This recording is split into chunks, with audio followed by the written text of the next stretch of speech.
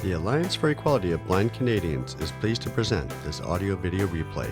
Please remember to like our videos and subscribe to our YouTube channel to receive notifications of future content. So we are welcoming David Errington from AMI, Accessible Media Inc. And he is president and CEO of AMI. And since joining the organization in 2009, David has been instrumental in leading significant change, pivoting from a company focused on the mechanics of accessibility to an organization dedicated to establishing and supporting a voice for Canadians with disabilities, representing their interests, concerns, and values through accessible media, reflection, and portrayal. So, welcome, David. Oh, thank you for having me. Thank you very much. It's a pleasure to be back, and I want to thank Marcia for inviting me to give you an update of what's happening at AMI. Okay, I just want to let everyone know this is not my first time presenting in front of the AEBC. I think I did it. I've been at AMI for almost 16 years, and I think this is probably my second or third time doing this. And I remember doing that at the hotel conference in downtown Toronto. I've been to that in the many years past. So all that to say that ourselves at AMI and AEBC, if we had a long-standing partnership, mutually beneficial partnership, and it's something that we value at AMI and would like to see continue from this date going forward. So we're very, very happy with our partnership, and I think it's proved to be beneficial to both organizations. That being said, it's been 16 years since I've been at the head of AMI, and a lot has changed with respect to media accessibility in Canada, in particular for the blind and partially sighted. I remember when I started, and 16 years ago, there was very, very limited amount of description available in media. And I'd like to say that that has changed dramatically. And I think that organizations like AMI and AEBC have really probably played a major role in forcing those changes for the better. So I think that partnerships and cooperation work, and I think lobbying together and to continue to see improvements in media accessibility is something that we should strive to do together. Um, Prior to 16 years ago when I started, just like I said, in 2009, I started at AMI. And in Canada, there was very, very little amount of described content available on the broadcasting system. I think that at the time, Canadian broadcasters were only forced to do 4 hours of described programming per week. That's per week. And usually they would bury it in the middle of the night. And it was just really wasn't seen as a priority at the time. And in 2009, when AMI launched, our real mandate was to offer open described programming to all Canadians. It was really only the place to go to get description and captioning and to get the content in an accessible format, especially in particular targeted to the blind and partially sighted audiences. And back then, what we would do is we would acquire a bunch of content from people like CBC, or we acquire a bunch of movies from Universal Studios or Warner Brothers or whoever it may be. And we would take that content and we would do the description ourselves, and we would run that on our network. And it was kind of the only place to go in Canada to get open described programming consistently 100% of the time. So we were doing, 300. I think there's 8,760 hours in a year, if you want to do the math. We were doing 8,760 hours of described programming, and it was the only place really to go and do that.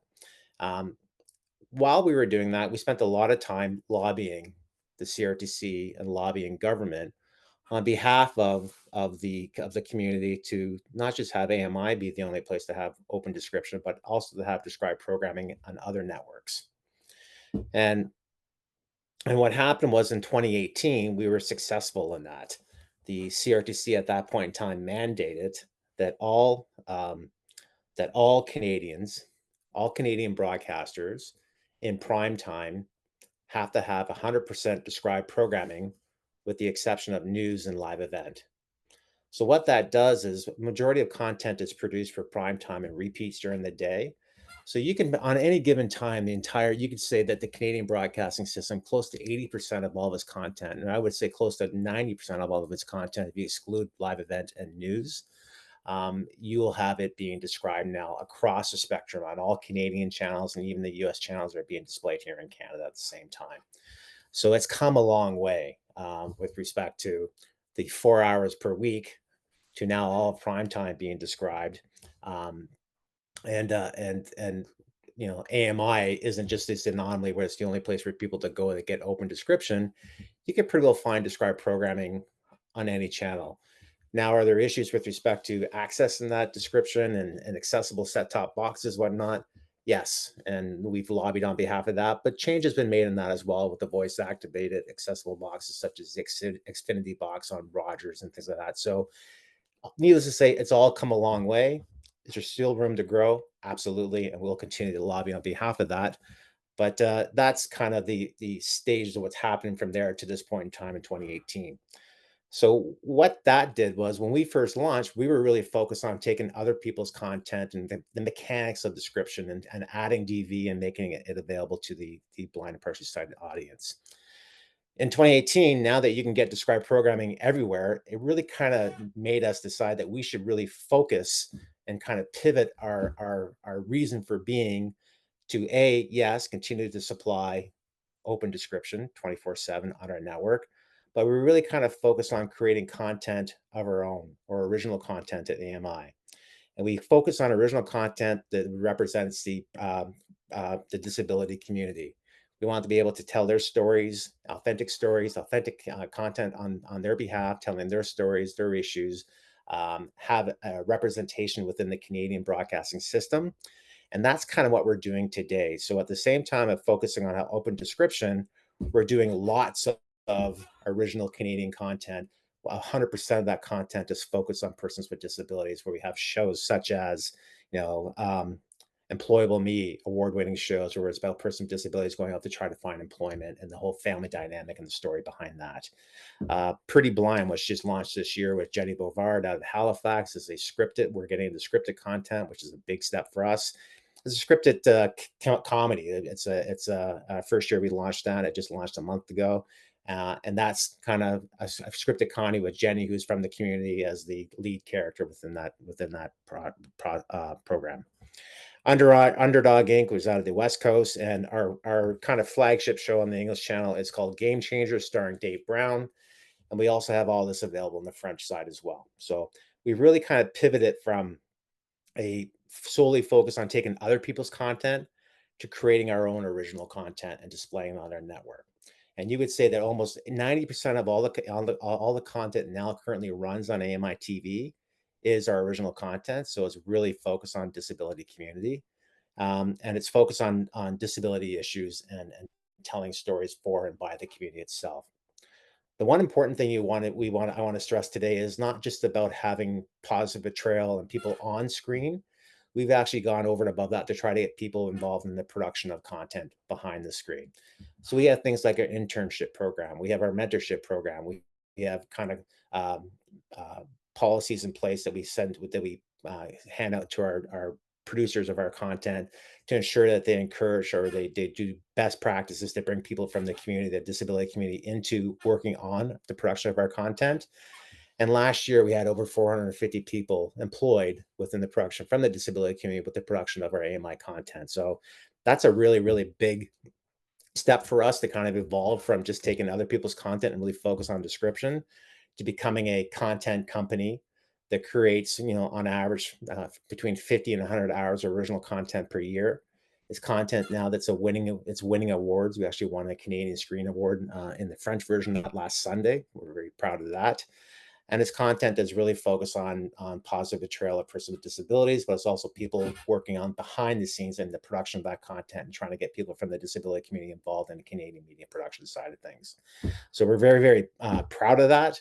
It's been a big pivot for us. And we've kind of going to continue to do that and focus on high quality, evergreen content that we can push out to our television network. All that being said is at the same time, people's viewing habits and how they consume media has changed dramatically. I'm sure that People here are watching content on different platforms, not just on what we call linear TV or broadcast TV. They're watching it on things like Netflix and Hulu and Apple TV, and they're watching things on YouTube and on the digital side of things. So we spent a lot of time in the last 5 to 6 years, pushing our content to new platforms. So the idea that you'll have a library of original content that you own rights to, now we can take that content and push it out to multi-platform distribution. So I'm hoping that everybody here has learned about AMI Plus, where you can log on as our streaming service. It's free. You can go on to AMI Plus on your computer or on your iPad or your laptop, whatever it may be, and you can download all of our content and stream it for free. All of our original content is on AMI Plus. We've made that content available on AMI Mobile, which is our mobile version of AMI Plus. So if you're on the go and you want to download a show or watch it or stream using your data, you can do that at the same time with our mobile app. And we're also making our content available on connected TV devices such as Roku, Amazon platform, Amazon Fire, whatnot. And we're in the process, that's my dog, sorry. We're in the process of launching an updated version of our YouTube platform. So we're going to have our content residing on our YouTube hosted channels, and you're going to have behind the scenes content and how the production is made and kind of stories of what's going on YouTube. And we're going to have influencers in that as well. So all that being said, is AMI is really seen to be this place to tell stories for the disability community, to share stories for the disability community, to promote events and ideas and things that we do in partnership with organizations like you at AEBC. And to really kind of be this media company that we can take our content and push it multi-platform, have it available for consumers who are consuming content differently now, to make sure we have a presence on all that. And it's actually really been a really success story. There's no other network like AMI that exists in the world to date. We're the only one that do that. I know that the Canadian broadcasting system is probably the leader with respect to accessibility and content for persons with disabilities. We're kind of the envy of the world when I travel about the world and I talk to people about AMI. They're very impressed and would wish they had a version of that in their country or in their broadcasting system. So it's been a great success. All that being said, there are challenges right now to the broadcasting industry. I'm not sure if you're reading the news or whatnot, but Canadian broadcasting is a difficult business to be in. A couple of things that are affecting that is you've got these large American streamers like Netflix and Amazon and Apple using digital streaming services to fall into our country, but they have no obligations to carry things like AMI. They have no obligations with respect to Canadian content. They have no obligations with respect to hiring and employing people from Canada, let alone from the disability community. So they have no obligations. So it's kind of like an unfair practice. So there's been for the last 2 years, we've been lobbying government for this, what's called Bill C-11. I'm sure some of you may be aware of what Bill C-11 is, some of you may not. But it's really just a way of implementing a tax on American streamers like Netflix, Amazon, and Apple, the big ones, not the small little content producers. I think the threshold is like $5 million in revenue to pay this tax. And what they would do is they would take the funding from that tax to contribute to the Canadian broadcasting system. So that law passed last year. We've been in front of the CRTC lobbying them how we see the funding should be implemented, how much the fund should be, and who should get contributions from that fund. And we believe services like ourselves at AMI and APT at Aboriginal People's Television Network and CPAC should be at the front of that line. So we've been really, really lobbying hard for that in the past. And we may reach out to organizations like you for letters of support to support that, because it's important, because if our funding doesn't continue and subscriber levels continue to decline as they have been at 3 to 4% per year, it becomes a time where we're just not sustainable. So we need to kind of come up with new revenue sources. And that's a big issue for us right now. Second thing that we may reach out to you for help and support is our license renewal. We've been keep getting pushed back a year on our license renewal, but we will be in front of the CRTC. We will tell them the story. We'll share with them all the content that we created and how we're making media accessible and all the wonderful things we're doing with all the people we're employing from the disability community. In order to continue to do that, we need a license renewal for a long period of time, and we need sustainable funding for that in a long period of time in a rate increase. So those are kind of the big focuses for us. We've pivoted. We're doing all these wonderful things. We're creating all this great content. But in order to continue to do that for the next 5, 10 years, we need to kind of figure out a more sustainable revenue model. And that's where we may be reaching out to partners like yourself to help us. I think that's all I have for today, Marcia. I hope that was helpful, and I'd be more than happy to answer any questions that anybody would have or hear any comments, or I can go from there. So if anyone has any questions for David, if you raise your hand, and I might as well tell everybody right now, if you don't remember, on a computer it's Alt Y, that's a toggle, so you raise your lower. On the phone, it's like on a dial-in, which I don't think we have anybody, so I won't even bother. On the iDevices, it is probably under reactions, or it could be just on the main screen. They keep changing that. And on a Mac, it's option Y. So let me just get in here and see if I've got anybody with their hands up. And so far, I do not. So if anybody has any questions, Oh, Linda. Yeah, I have a question about what's AMI's policy about advertising? Just because sometimes advertising is actually quite useful for blind people who don't necessarily know what's available out there, and just wondered if I think there is some advertising on AMI, but I just wondered what your policy was. sure. So as per our CRTC license, our broadcast services, AMI TV and AMI Tele, the French version, we can sell 12 minutes of advertising per hour. That being said, that's really difficult to do in this current environment, is selling that type of thing. So we sell anywhere between 2 and 3 minutes per hour of advertising. We have a sales team that goes there and sells that. We've been trying to package and sponsorship to banks or organizations to kind of not just sell the brand spot, but to kind of tie it into the disability community and all the wonderful things that they offer to that. We've had some success in that, and that's something we want to focus on more. So rather than just selling 30-second spots for a car or for a banking service, whatever it may be, it could be a 30-second spot with the Bank of Nova Scotia or Royal Bank, and saying these are all the products we have in place for persons with disabilities. This is how we make our banks more accessible, type thing. So trying to tie that in, but I'm going to be really honest with you, the ad sales are tough right now in the current environment with broadcasting. It's most of the ad dollars have moved to online, and that's been a real struggle. Thank you. You're welcome. Hey. Do you want me to lower your hand, Linda, or are you going to do that? Yeah. I think I just did it. Yes, you did. Okay. Anyone else?